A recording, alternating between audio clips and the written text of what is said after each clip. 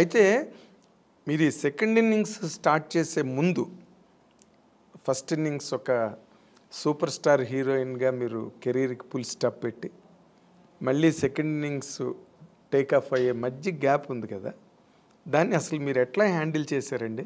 ఒకప్పుడు అంత బిజీగా ఉండి 2 షిఫ్ట్లు 3 షిఫ్ట్లు చేసి ఆమెని డేట్లు కూడా దొరకట్లేదు అన్న మాటలు నేను ప్రత్యక్షంగా విన్నవాడిని. అలాంటి ఒక కెరీర్ని ఒక్కసారి పవర్ బ్రేక్ కొట్టి మళ్ళీ సెకండ్ ఇన్నింగ్స్ మధ్యలో గ్యాప్ ఉంది కదా, ఈ గ్యాప్ని మీరు అసలు ఎట్లాగా ఎంజాయ్ చేశారు, ఎట్లా హ్యాండిల్ చేశారు? మోర్ ఇంపార్టెంట్లీ నిజంగా చాలా కష్టమైంది నాకు 1 ఇయర్. అసలు పిచ్చి పట్టేది నాకు. మ్యారేజ్ చేసుకొని వెళ్ళాను నేను, వేరే ఆప్షన్ ఏమీ లేదు. వెళ్ళిన తర్వాత నాకు ఇంట్లో కూర్చోడం చాలా కష్టమైంది. ఎందుకంటే నాకు కుకింగ్ తెలియదు, అస్సలు తెలియదు. నాకు చిన్నప్పటి స్పూన్ పట్టుకోవడం కూడా తెలియదు. ఎప్పుడైనా కాఫీను టీ అలా చేసేదాన్ని. మా నాన్నగారు అమ్మ చేసి పెట్టిన వంటను వడ్డిచ్చేదాన్ని. ఇది తప్ప నాకు వేరే ఏం తెలియదు. మిగతా పనులన్నీ చేస్తా ఇంట్లో. ఒక ఆడపిల్ల చేయాల్సిన పనులని ఊడవడం కానీ, క్లీనింగ్ కానీ, బట్టలు క్లీన్ చేయడం, ఇవన్నీ చేస్తా. కుకింగ్ మా అమ్మ వదిలేదు కాదు. నీకేం తెలీదురా, నాకు ఇష్టం. నేను ఎప్పుడైనా వెళ్ళి అమ్మ నేను చేస్తానమ్మా ఈరోజు అని ఎప్పుడైనా హాలిడేస్లో చెప్తే కూడా మా అమ్మ తిట్టేది. సో అది నాకు అలవాటే లేదు అసలు. ఇంకా సినిమాకి వస్తే టోటల్గా కాఫీ కూడా మర్చిపోయాను. కాఫీ తాగడం మర్చిపోయాను. ఎందుకంటే అదో హీరోయిన్స్ అంటే అప్పట్లో కలర్ రావంటే కాఫీ తాగితే నల్లబడిపోతారు ఇలా అంతా చెప్పేవాళ్ళు కదా. అందుకని మిల్క్ తాగడం, జ్యూసులు తాగడం, మిల్క్ తాగితే లావ్ అవుతారని జ్యూసులు ఎక్కువ తాగడం, ఇలా అలవాటు అయిపోయి కాఫీ కూడా ఎలా పెట్టడం కూడా మర్చిపోయాను, తాగడం కూడా మర్చిపోయాను. సో తర్వాత వెళ్ళి ఇంకా 1 ఇయర్ కష్టమైంది. ఇంకా ఇలా కుకింగ్ ఎలా చేయాలి నేర్చుకున్నాను, ఫ్యామిలీ ఎలా రన్ చేయాలి. ఇంకా ఆ టెన్షన్స్ వేరు కదా, ఫ్యామిలీ టెన్షన్స్. అది ఫుల్ టైం జాబ్ అది. మనకి ఇలా ఏం టైం ఉండదు. ఇక 6 o'clock ప్యాకప్ అయితే రిలాక్స్ అవ్వడం ఏమి ఉండదు. ఎప్పుడు బిజీ, అది టెన్షన్స్ ఎప్పుడు ఉండదు. సో అవన్నీ నేర్చుకోవడం, లైఫ్ అనేది ఏం నేర్చుకోవాలి అవన్నీ ఆఫ్టర్ మ్యారేజ్ చాలా నేను నేర్చుకున్నాను. మా సిస్టర్స్ అంతా ఇంకా అప్పుడు పెళ్లి కాలేదు, చదువుకుంటున్నారు. సో వాళ్ళ లైఫ్ అంతా ఎలా వాళ్ళు సెటిల్ చేయడం, వాళ్ళకి పెళ్ళిళ్ళు చేయడం, ఇవన్నీ బాధ్యత మీదేనా? అన్నీ నేను ఇంట్లో పెద్ద కాబట్టి మా బ్రదర్కి మ్యారేజ్ చేశాను, మా సిస్టర్కి మ్యారేజ్ చేశాను. సో ఇవన్నీ నాకు ఫుల్ బిజీ. మీరు చెప్పినట్టు 24 hours బిజీ ఉండేదాన్ని. అసలు అప్పుడు కూడా నిద్ర ఉండేది కాదు నాకు. మా సిస్టర్స్ చదవలేదంటే మార్నింగ్ 4 o'clock లేపి చదువు కూర్చొని అని, నేను ఒక టీచర్ లా నేను చెప్పివ్వను కాదు, నేను కూర్చుంటా నువ్వు చదువు అనేదాన్ని. సో ఇలా బిజీ అయ్యాను కాబట్టి నాకు అందులో ఒక 1 year కష్టమైంది. తర్వాత అలవాటు అయిపోయింది, ఆ లైఫ్ అలవాటు అయిపోయింది. తర్వాత బాగుంది కూడా లైఫ్ అనుకున్నాను. ఇది కూడా ఒక ఎక్కడికి వెళ్ళక్కర్లేదు, ఇంట్లోనే. సో హ్యాపీగా ఎక్కడ నాకు మామూలుగా బయట వెళ్ళడం అంత పెద్ద ఇంట్రెస్ట్ లేదని, పార్టీలు పబ్బులు అని వెళ్తారు కదా, నాకు అది లేదు. నాకు ఇంట్లో ఉంటే ఫ్యామిలీ చూసుకోవడం, ఎలాగో ఒక 3-4 hours దేవుడు ఇంట్లోనే గడిపేస్తా. నాకు పూజలు అవన్నీ చాలా ఇష్టం, దేవుడు నమ్మకం ఎక్కువ.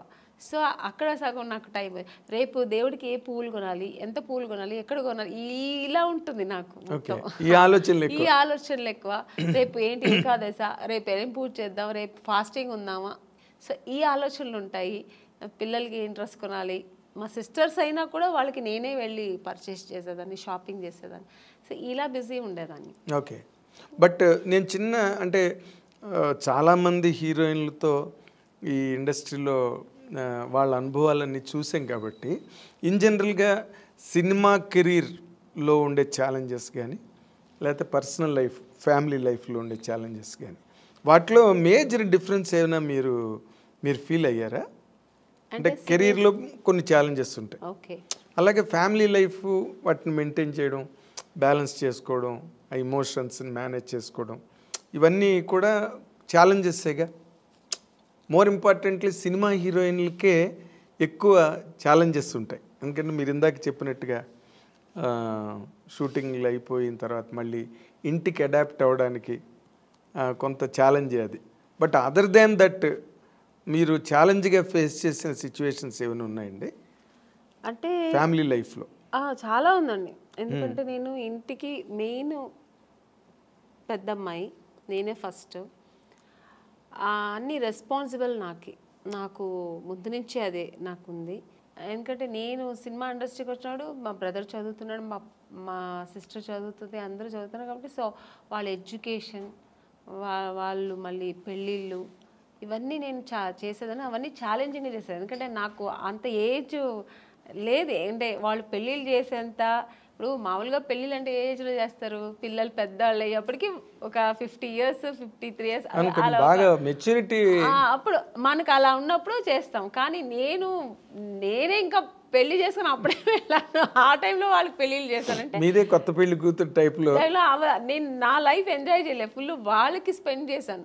ఇంకా వాళ్ళకి వెళ్ళి పెళ్లి కూతురు చూడడం, పెళ్లి కొడుకు చూడడం, వాళ్ళకి బట్టలు కొనడం, వాళ్ళకి జ్యువెల్స్ కొనడం, ఇలాంటి మా సిస్టర్కి ఇలా ఉంటే బాగుంటుంది, అలా ఉంటే బాగుంటుంది, వాళ్ళ లైఫ్ ఇలా ఉంటే బాగుంటుంది అని, ఈ అమ్మాయి కాదు ఈ అబ్బాయి కాదు, ఇలా ఓవర్ మెచ్యూర్డ్ ఆలోచనలు నాకు అప్పుడే వచ్చేసాయి. అవన్నీ ఛాలెంజింగే కదా నాకు, బట్ చేశాను.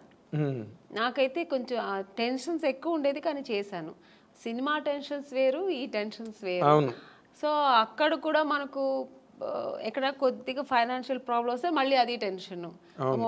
ఇంత గ్రాండ్గా చేయాలి, ఎందుకంటే మా అమ్మాయి, మా సిస్టర్ పెళ్ళి కదా, మా బ్రదర్ పెళ్ళి కదా, గ్రాండ్గా చేయాలి. ఆమ్ని గారు చెల్లెలు అంటారు, ఆమ్ని గారు తమ్ముడు అంటారు అని.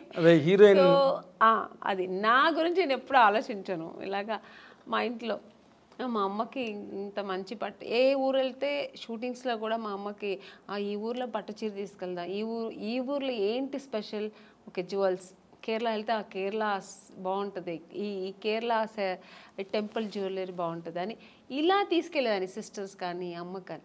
సో ఎప్పుడు నాకు ఫ్యామిలీ టెన్షన్ కాదు, అది నేను నేనే అది ఆక్యుపైడ్ అయ్యేదాన్ని, నేనే అది ఇంట్రెస్ట్ తీసుకొని చేసేదాన్ని, నాకు ఇష్టం కూడా. అంటే బేసిక్గా ఇప్పుడు సినిమా కెరీర్ అంటే మీకు బోల్డ్ పొగడ్తలు, అవార్డులు, షూటింగ్లు, చప్పట్లు, అసలు గ్రాండ్గా ఉంటుంది డే అంతా. ఏదైనా షూటింగ్కి వెళ్ళాలంటే ఏరోప్లేన్ ఎక్కి కార్లు వస్తాయి, వంది మాగదులు వస్తారు, ప్రొడక్షన్ మేనేజర్స్ వస్తారు, అక్కడ హీరోలు వెయిట్ చేస్తుంటారు. మేకప్ చేసుకుని సెట్లోకి రాగానే అసలు ఆ ఇన్విటేషన్స్, ఆ రిసెప్షను అన్నీ కూడా వేరే లెవెల్లో ఉంటాయి, నెక్స్ట్ లెవెల్లో. ఇవేవి ఇంటి దగ్గర ఉండవు. పని మనిషి దగ్గర నుంచి అన్ని పనులు ఎంత పెద్ద హీరోయిన్ అయినా చూసుకోవాల్సిందే. అబ్సల్యూట్లీ కరెక్ట్ మీరు చెప్పడం. ఎందుకంటే మనకు సినిమా అని వచ్చినప్పుడు మాకు ఇలా టవల్ ఇలా గ్లాస్ ఇలా పెడుతుంటే పరిగెత్తుకొచ్చి అసిస్టెంట్ తీసుకుంటారు, మేడం మేడం మేడం ఇవ్వండి మేడం.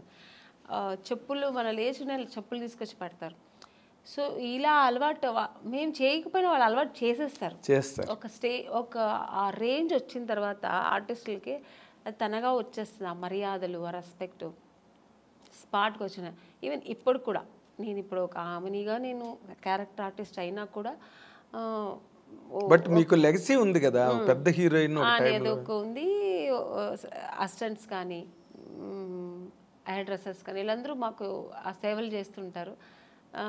నాకు చాలా అంటే చేయించుకోవడం ఒకలా ఉన్నా కూడా తప్పదు, ఇక్కడ చేయాలి, చేయించుకోవాల్సి వస్తుంది. ఎందుకంటే నేను వెళ్ళి చేస్తే కూడా వాళ్ళు వదలరు. మేడం మేడం మీరెందుకు మేడం తీసుకొస్తారు, నా చేతికి ఇవ్వండి ఫోను అని, ఆ ఫోన్ కూడా లాగేసుకుంటారు.